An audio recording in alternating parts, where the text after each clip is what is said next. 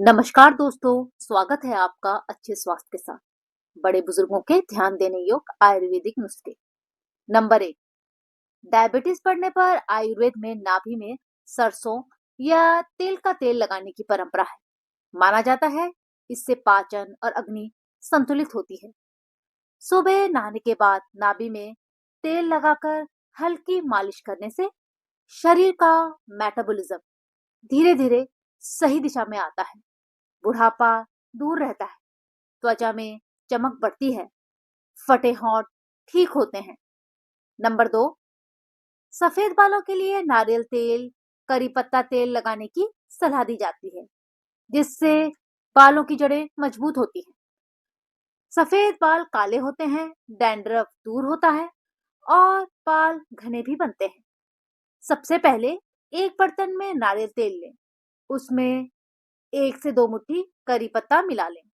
इस बर्तन को बेहद धीमी आंच में रखें और तेल को तब तक गर्म करें जब तक उसका रंग करी पत्ते जैसा हरा ना हो जाए।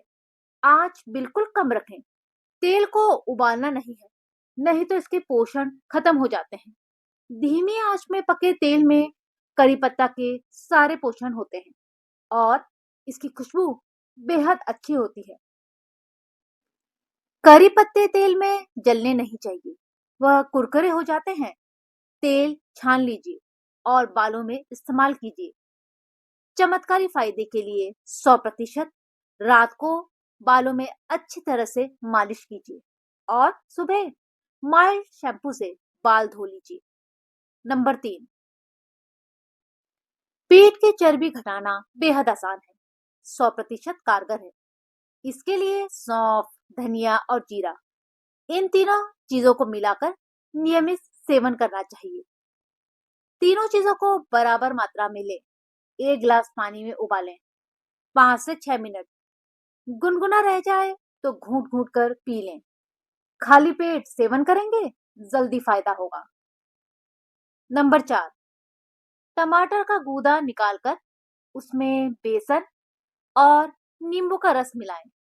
इसे अपने चेहरे पर लगाएं और 10 से 15 मिनट तक सूखने दें। दाग धब्बे कम होते हैं और चेहरा गोरा होता है। यदि नींबू रस से एलर्जी है तो केवल टमाटर और बेसन मिलाकर लगाएं, तब भी इतना ही फायदा होगा। नंबर 5। मुंह के छालों से परेशान है? 1 चम्मच धनिया पाउडर लेकर उसमें 250 ml पानी में अच्छी तरह मिला लें। फिर इस पानी को छान लें। दिन में 2 से 3 बार इस पानी से कुल्ला करें। दूसरा उपाय, धनिया के हरे पत्ते को पीसकर शरबत बनाकर पी सकते हैं। इसकी प्रकृति शीतल होती है, जो पेट को ठंडा रखने का काम करती है। धनिया पुदीने की चटनी बिना मिर्च डालकर खाएं। पेट के छालों में और मुंह के छालों में बेहद आराम करेगी। धनिया और पुदीने की हरी पत्तियों को पीस लें और छाछ में मिलाकर पिएं। छाले, पेट दर्द, ऐंठन, एसिडिटी में तुरंत आराम पहुंचाएगी। नंबर 6।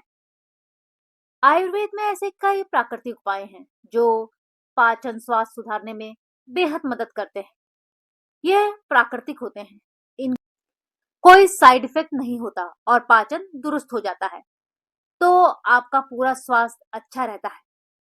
पान का पत्ता पाचन तंत्र को संतुलित करने, पेट की गैस और सूजन कम करने में बेहद कारगर है। पान के पत्ते का काढ़ा बनाकर पिया जा सकता है या केवल पान के पत्ते चबाएं। ये भोजन को आसानी से पचाता है। पान का पत्ता वात दोष को संतुलित करता है, जो पेट दर्द और गैस का प्रमुख कारण है। अपने एंटीबैक्टीरियल गुण के कारण मुंह की सफाई, मसूड़ों के सूजन, इनमें भी ये बेहद फायदेमंद है। आयुर्वेद के अनुसार पान का पत्ता नसों को आराम देता है।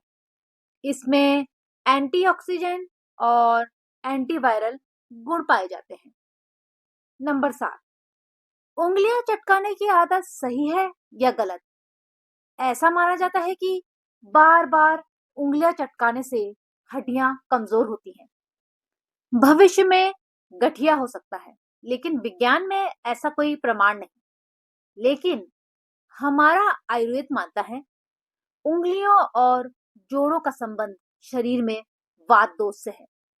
जब तक वात दोष संतुलित है तो जोड़ों में लचीलापन और ताकत बनी रहती है। उंगलियां चटकाने से कोई नुकसान नहीं होता, लेकिन जिन व्यक्तियों का वात पहले से ही असंतुलित है उन्हें आगे चलकर जोड़ों के दर्द, सूजन और अकड़न, इन समस्याओं का सामना उंगलियां चटकाने पर करना पड़ता है।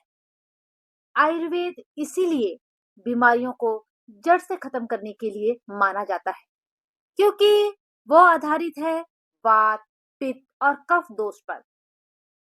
नंबर 8, वात दोष के लक्षणों में शारीरिक और मानसिक अस्थिरता शामिल है, जैसे सूखी त्वचा, खुरदुरे बाल, कब्ज, गैस, जोड़ों में दर्द, ठंड लगना, बेचैनी, चिंता, अनिद्रा और एकाग्रता में कमी, जो शरीर में वायु और आकाश तत्वों के असंतुलन के कारण होते हैं, जिससे शरीर और मन की गति प्रभावित होती है।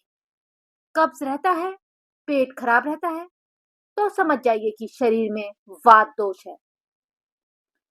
अन्य लक्षण है ठंड सहन न कर पाना, जोड़ों में दर्द या कड़कड़ाहट, सिर दर्द, थकान, कम वजन, पतला शरीर, हल्के हाथ पैर, अक्सर ठंडे हाथ पैर, मांसपेशियों में कंपन या ऐंठन। इसलिए जिन्हें वात दोष है वो उंगलियां चटकाने की अपनी आदत में सुधार करें। नंबर 9, उंगलियां चटकाने की आदत क्यों हो जाती है? असल में भारी तनाव में व्यक्ति ऐसा करता है, जो उसे पता भी नहीं चलता। स्वास्थ्य के लिए उतना अच्छा नहीं। कभी कभी लोग बोर भी हो रहे होते हैं तो वो हाथ चटकाने लगते हैं।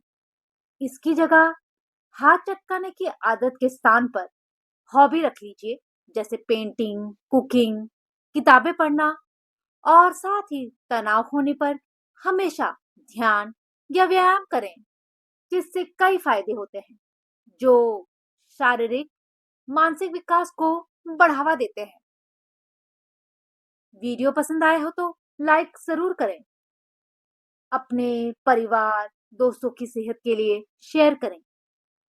ऐसे फायदेमंद घरेलू नुस्खों के लिए चैनल को सब्सक्राइब करें। मिलते हैं अगली वीडियो में। तब तक के लिए स्वस्थ रहें, मस्त रहें। धन्यवाद।